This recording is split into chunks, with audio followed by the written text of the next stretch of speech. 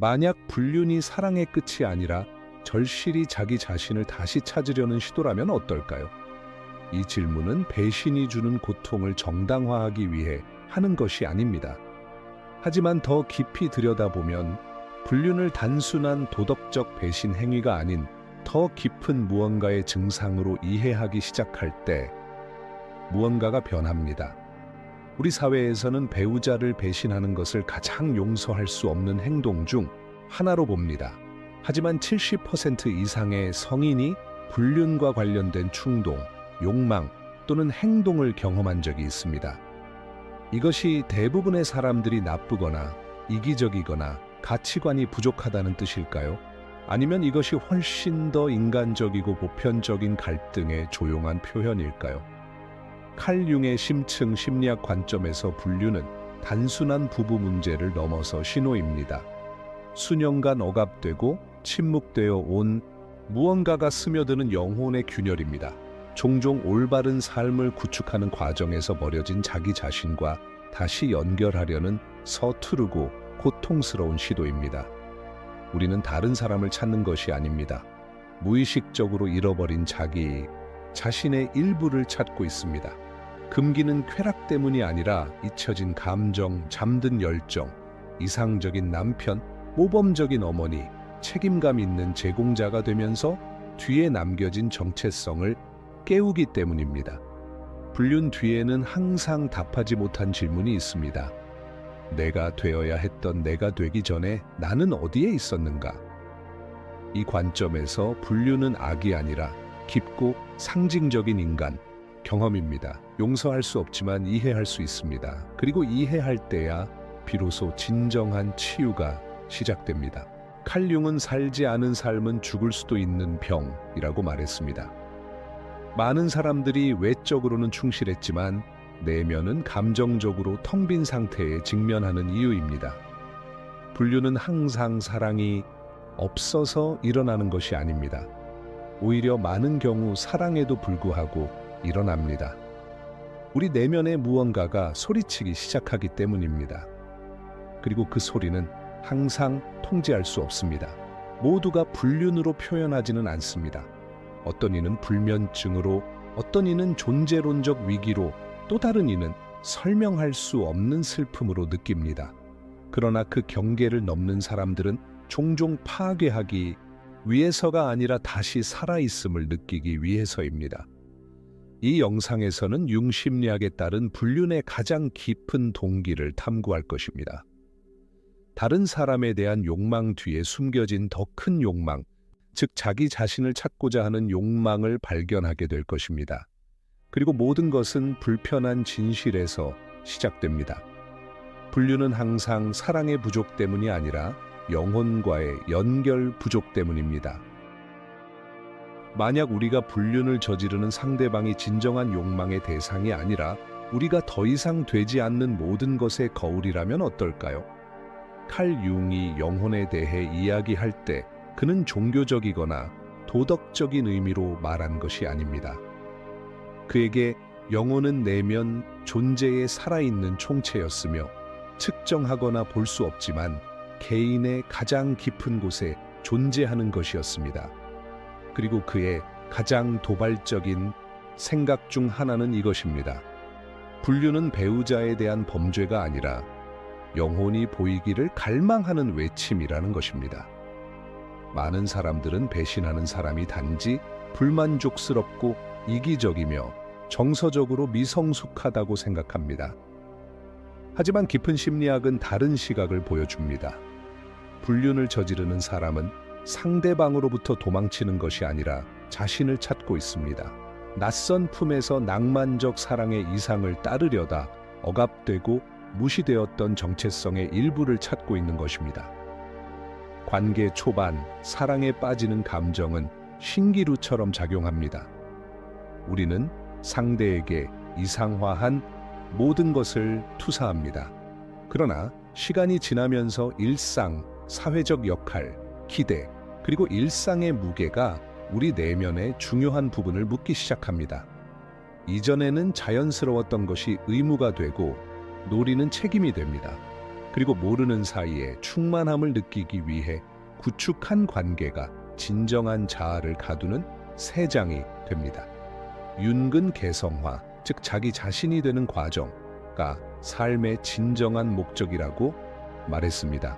하지만 때때로 결혼이나 장기간 동거는 자신을 위한 공간 없이 상대를 위해 전적으로 희생할 때 그 과정을 막을 수 있습니다. 그때 영혼은 속삭이기 시작합니다. 처음에는 모호한 불안감으로, 그 다음에는 공허함으로, 나중에는 설명할 수 없는 정서적 단절로 나타납니다. 그리고 어느 날 누군가 나타납니다. 꼭 더 매력적이거나 더 잘 맞는 사람은 아닙니다. 그러나 그 사람 안에는 당신의 잊힌 일부를 깨우는 무언가가 있습니다. 그 깨달음은 상대방을 위한 것이 아니라 당신 자신을 위한 것입니다. 이것은 거울 효과입니다. 상대방은 당신이 사라지기 전이었던 당신의 모습을 반영해 줍니다. 아니면 아마도 당신이 결코 허락하지 않았던 모습일 수도 있습니다. 그래서 욕망은 진정한 의미에서 상대방에 대한 것이 아니라 상대방과 함께 있을 때 떠오르는 나 자신에 대한 것입니다. 이것이 행위를 정당화하는 것은 아니지만 의미를 제정해야 합니다. 왜냐하면 종종 새로운 삶을 원하는 것이 아니라 같은 삶 안에서 잃어버린 삶과 다시 만나고 싶기 때문입니다. 융의 관점에서 분류는 원형적인 탐색입니다. 욕망으로 위장된 영혼을 향한 상징적인 순례입니다. 항상 의식적이지는 않고 항상 고귀하지도 않지만 깊이 드러내는 경험입니다. 그리고 도덕적 판단 너머를 볼 용기가 있을 때 그 은밀한 욕망은 단지 신호임을 알게 됩니다. 당신 안에 무언가가 영원히 잃어버리기 전에 사랑받기를 갈망한다는 신호입니다. 칼 융의 심리학에서 불륜의 깊은 뿌리를 이해하려면 그림자 개념을 깊이 들여다보는 것이 필수적입니다. 그림자는 우리 마음속에 숨겨져 있거나 억압되었거나 부정된 모든 부분을 의미합니다. 어린 시절부터 주입된 사회적 기대나 문화적 규범에 맞지 않아 외면했던 내 자아의 면면입니다. 이 그림자는 본질적으로 나쁘거나 죄악된 것이 아닙니다. 단지 거부감, 수치심, 갈등을 불러일으킬 수 있어 드러내기 꺼려지는 성격의 한 측면일 뿐입니다. 인간의 어두운 면이지만 동시에 억압된 에너지와 창의성, 진정성이 깃든 귀중한 자원이기도 합니다. 많은 아시아 문화에서는 사회적 조화, 자제력, 개인 희생에 대한 압력이 특히 강합니다. 어릴 때부터 주변에 불편을 끼치지 말고 개인의 욕구나 감정을 공개적으로 표현하지 말라고 가르칩니다. 이는 집단의 평화를 위해 좋은 의도에서 비롯되었지만 그림자를 더욱 깊은 무의식 속에 숨게 만드는 깊은 영향을 미칩니다. 그 결과 많은 사람들은 겉으로는 완벽한 삶을 살지만 내면에는 공허함과 자신의 진정한 본질과의 단절을 느낍니다. 이 단절이 많은 불륜에 숨겨진 뿌리이며, 불륜은 이기적인 욕망이나 악의에서 비롯된 것이 아니라 잊혀진 자아의 일부를 되찾으려는 절박한 시도입니다. 예를 들어 다나카 씨는 20년 동안 겉으로는 완벽한 아내였습니다. 가족을 돌보고 전통적 기대를 충족시키며 자신의 욕구와 감정을 침묵으로 감췄습니다. 그녀는 자신의 야생적인 여성성, 자유롭게 표현하고 열정을 느끼며 검열 없이 꿈과 욕망을 탐험하고 싶었던 진정한 자아를 억압해야 했습니다. 수십 년간 쌓인 억압은 무의식 속에 설명할 수 없는 공허함, 깊은 슬픔, 의미 상실로 나타났습니다. 그러던 어느 날 누군가가 간단하지만 강력한 질문을 던졌습니다. 진짜 원하는 것이 무엇인가요? 그 질문은 그녀 안에 잊혀진 불꽃을 일깨웠습니다. 처음으로 자신의 영혼이 보이고 진정한 본질이 두려움이나 죄책감 없이 빛날 수 있음을 느꼈습니다. 이 깨달음은 단순한 사회 규범에 대한 반항이나 복수의 불륜이 아니라 그림자와 화해하며 진정성을 향해 나아가는 깊은 움직임이었습니다. 융의 관점에서 분류는 종종 내면의 투쟁의 증상입니다. 상대를 파괴하거나 관계를 깨뜨리려는 것이 아니라 억압된 진짜 자아와 연결되려는 시도입니다. 고통스럽고 때로 파괴적이지만 영혼의 온전함을 되찾으려는 몸부림입니다. 아시아 문화에서는 조화와 의무가 중요한 가치이므로 이러한 역학은 더욱 강렬합니다. 자제와 욕구 억압, 가족이나 사회에 대한 헌신이 겉으로 보이는 모습과 내면 감정 사이에 큰 간극을 만듭니다. 그 간극은 그림자가 조용히 자랄 수 있는 비옥한 땅이 되고 결국 불륜이나 존재의 위기라는 형태로 표출됩니다. 따라서 융의 관점에서 불륜을 이해하는 길은 행동을 판단하는 것이 아니라 영혼의 어떤 부분이 드러나고 인정받아 치유되기를 갈망하는지 이해하는 것입니다. 진정한 해결책은 외적인 충실함이 아니라 그림자의 의식적 통합이며 내면을 받아들여 더 진정성 있고 충만한 삶을 사는 데 있습니다. 요컨대 그림자는 내면을 깊이 들여다보고 우리가 쓰고 있는 가면에 질문하며 우리를 온전한 존재에서 멀어지게 하는 보이지 않는 상처를 치유하라는 초대입니다. 그림자를 통합하고 존중할수록 불륜의 역동성도 내면 성장과 자신과 타인과의 진정한 연결의 기회로 변화할 수 있습니다. 인간이 가장 깊고 보편적으로 바라는 것 중 하나는 진정으로 보인다는 느낌입니다. 단지 사회적 역할이나 외부의 기대를 충족시키는 존재로서가 아니라 내면에 숨겨진 온전하고 진실하며 연약한 진짜 나로서 말입니다. 우리는 어릴 때부터 적응을 위해 가면을 쓰도록 배웁니다. 헌신적인 직원, 모범적인 학생, 완벽한 아내, 책임감 있는 자녀 같은 역할들이 그것입니다. 이러한 가면들은 질서와 조화를 유지하고 책임을 다하는 데 필요하지만 시간이 지나면 진짜 나를 감추는 감옥이 되기도 합니다. 가면을 쓰고 산다는 느낌은 고요하지만 고통스럽습니다. 주변 사람들은 우리의 역할이나 능력을 존경하고 칭찬하지만 그 뒤에 숨겨진 꿈, 두려움, 욕망, 좌절은 좀처럼 보지 못합니다. 내면에 보이지 않는 외로움은 존재론적 고독을 낳습니다. 우리가 무엇을 하는지로만 사랑받거나 인정받을 때 누구인지에 대한 사랑과 인정이 부족하여 채울 수 없는 감정의 공허가 생기기 때문입니다. 사토시의 이야기가 이를 잘 보여줍니다. 그는 25년간 한 회사에서 신뢰받는 직원으로 일하며 완벽한 이미지를 쌓았습니다. 모두에게 헌신과 안정의 상징이었지만 그의 진짜 꿈은 숨겨져 있었습니다. 바로 음악가가 되고 싶다는 열망이었습니다. 오랫동안 타인의 기대에 맞추느라 자신의 진정한 열정과 본질은 묻혀 있었습니다. 어느 날 편견 없이 일하지 않을 때는 무엇을 좋아하나요? 라는 질문을 외국인 여성에게 받았습니다. 그 단순한 질문이 그의 내면에 잠든 세계의 문을 열었습니다. 수십 년 만에 그는 직원이 아니라 욕망과 열망을 가진 한 인간으로서 진정으로 보인다는 느낌을 받았습니다. 이 경험은 그에게 오랫동안 억눌린 진짜 나로서 사랑받고 받아들여지고 싶다는 욕구를 깨우는 계기가 되었습니다. 심층 심리학의 관점에서 보면 보임에 대한 욕구는 피상적인 욕심이 아니라 정서적, 영적 건강의 필수적인 필요입니다. 진정한 자아로 인정받지 못하면 우리는 분열되고 보여지는 나와 진짜 나 사이에 균열이 생깁니다. 이 분열은 고통, 불안, 만성적인 불만족을 낳고 때로는 관계 밖에서 그 인정을 찾으려는 시도를 하게 만듭니다.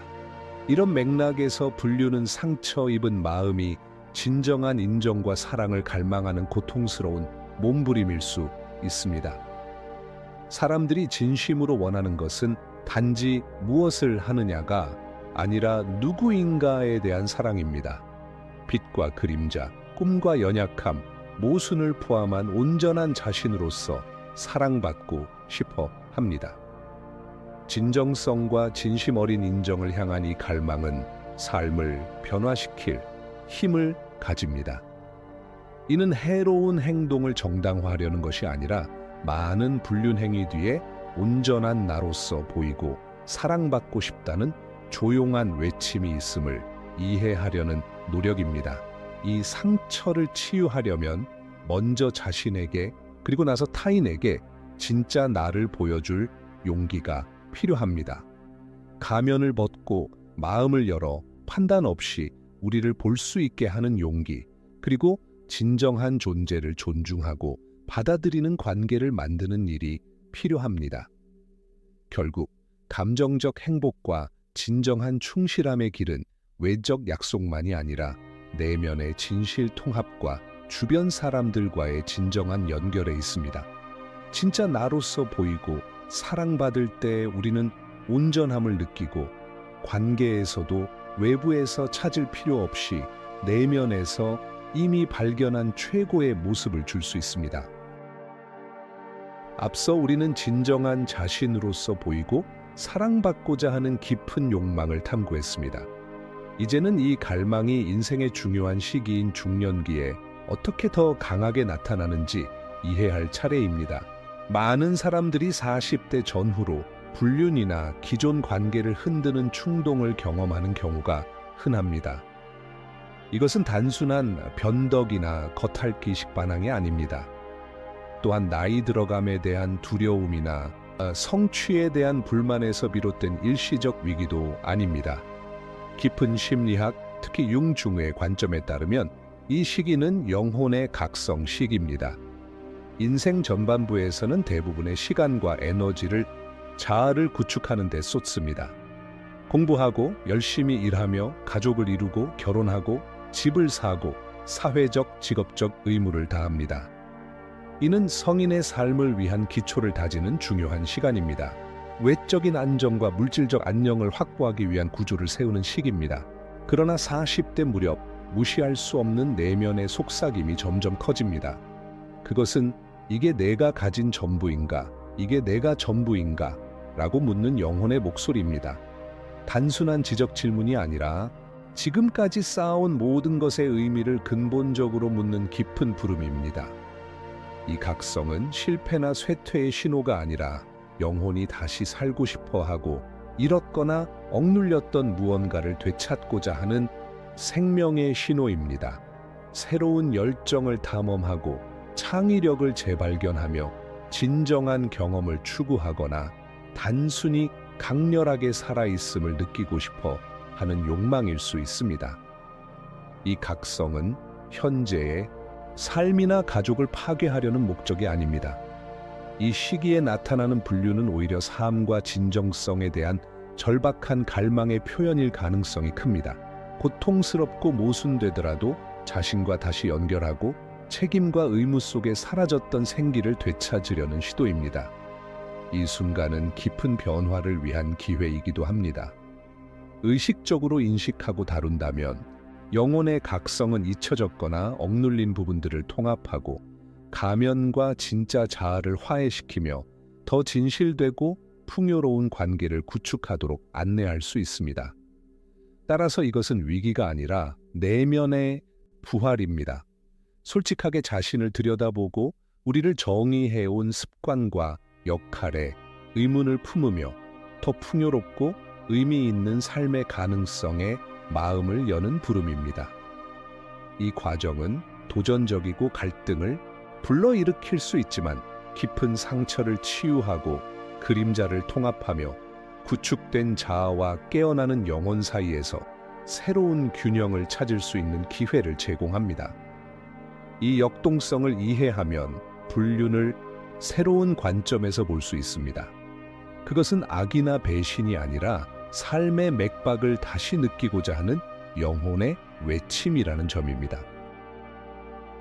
불륜에 관한 가장 큰 오해 중 하나는 이것이 단지 성적인 문제라고 생각하는 것입니다. 이러한 생각은 복잡한 현상을 단순히 육체적인 측면으로 축소시키며 많은 경우 그 밑에 깔린 깊은 정서적 심리적 측면을 간과하게 만듭니다. 심층 심리학, 특히 융중의 연구와 가르침에 따르면 성행위는 종종 훨씬 더 깊은 필요, 즉 친밀감의 겉으로 드러난 모습일 뿐입니다. 친밀감은 성행위 그 자체로 정의되지 않습니다. 오히려 진정으로 보이고 이해받으며 수용되는 감정적 영적 경험을 의미합니다. 이는 스스로의 방어를 내려놓고 가면을 벗어던지며 판단이나 거절에 대한 두려움 없이 취약한 모습을 드러낼 수 있는 진정한 연결입니다. 친밀감은 우리가 약할 때에도 사랑받는 느낌입니다. 불안, 의심, 깊은 두려움 앞에서 자신을 내려놓는 순간에도 사랑받는 공간입니다. 영혼이 안전하게 쉴 수 있는 장소이며 숨기거나 가장할 필요가 없는 곳입니다. 이런 종류의 연결은 단순한 성적 만남보다 훨씬 더 희귀하고 소중합니다. 친밀감 없는 성은 공허하거나 불만족스럽고 때로는 고통스러울 수 있습니다. 반면 깊은 친밀감은 어떤 육체적 행위를 넘어서 관계를 지탱하고 풍요롭게 합니다. 많은 부부, 특히 오랜 동거와 자녀 출산 이후에는 이런 친밀감이 서서히 사라질 수 있습니다. 일상의 루틴, 가족의 책임, 사회적, 직업적, 압박, 누적된 피로가 깊은 만남의 공간을 갉아먹습니다. 이런 상황에서 부부가 같은 지붕 아래 같은 식사를 하고 같은 의무를 수행하더라도 진정으로 연결되어 있지 않을 수 있습니다. 진심으로 듣고 이해받는 순간이 부족할 수 있습니다.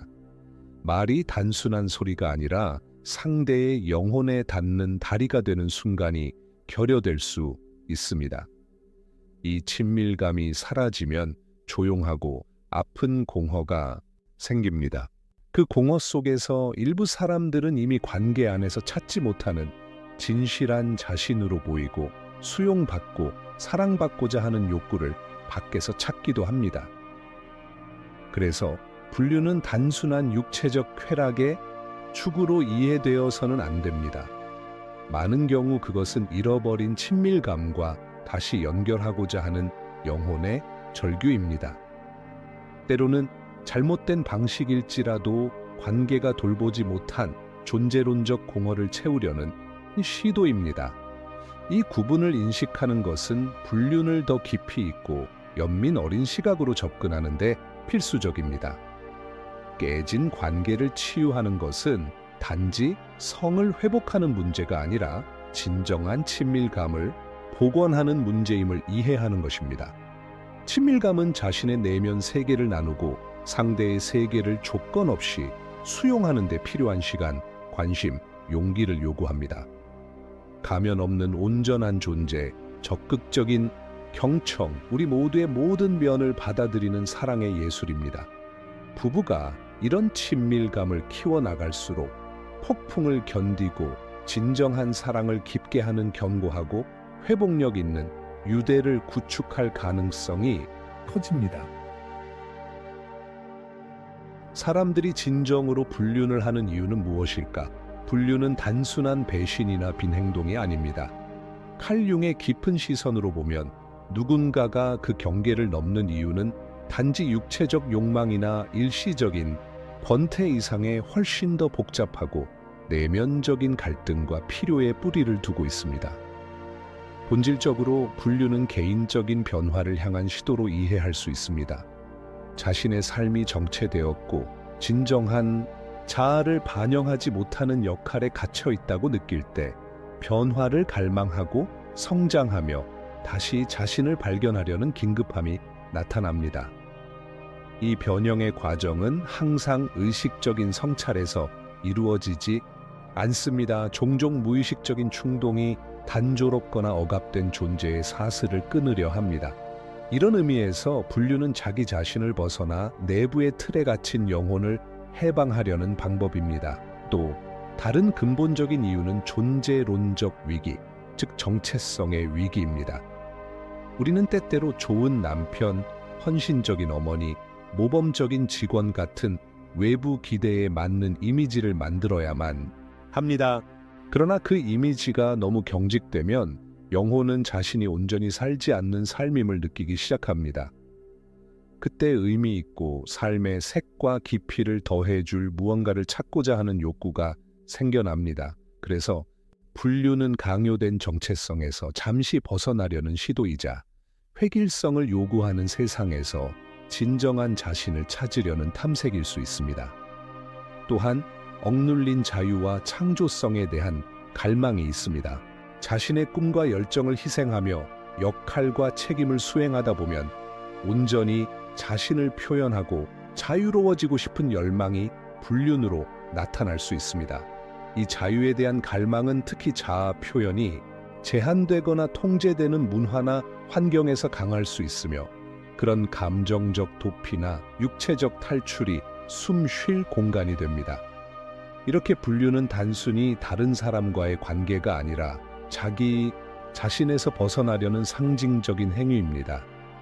잊혀지고 억압된 상처 입은 내면의 일부를 다시 찾으려는 몸부림입니다. 불륜을 하는 사람은 항상 파괴나 상처를 주려는 것이 아니라 잃어버린 열정, 진정성, 생명력을 회복하려는 내면의 치유를 추구합니다. 이러한 이해는 불륜을 바라보는 시각을 완전히 바꿉니다. 더 이상 단순한 도덕적 실수나 무례함이 아니라 인간 영혼의 깊은 정당한 필요를 나타내는 증상으로 보는 것입니다. 그리고 모든 증상과 마찬가지로 이내 그 상처를 치유하기 위한 내면 작업과 성찰을 요구합니다. 분류는 종종 관계의 끝으로 여겨지지만 실제로는 그 이상일 수 있습니다. 항상 최종적인 종결을 의미하는 것이 아니라 정체성의 균열이며 스스로를 정직하게 들여다보라는 각성의 순간일 수 있습니다. 이 고통스럽고 어려운 행위는 내면 성장과 깊은 변화를 촉구하는 부름이 될 수 있습니다. 불륜이 단순한 배신이 아니라 영혼에 채워지지 않은 필요를 상징적으로 표현한 것임을 이해하면 화해의 문이 열립니다. 상대와뿐 아니라 자기 자신과도. 이는 윤기 말한 개성화 과정으로 가는 길이며, 숨겨진 부분을 통합하고 그림자를 받아들이며 진정한 자아를 재발견하는 과정입니다. 그래서 불륜은 단순한 상처가 아니라 더 큰 자각과 진실을 바탕으로 치유하고 재건하는 전환점이 될 수 있습니다. 표면을 넘어서 깊이 성찰하며 이 도전을 자신과 타인과의 더 진실한 연결을 찾아가는 성장과 변형의 기회로 보길 초대합니다.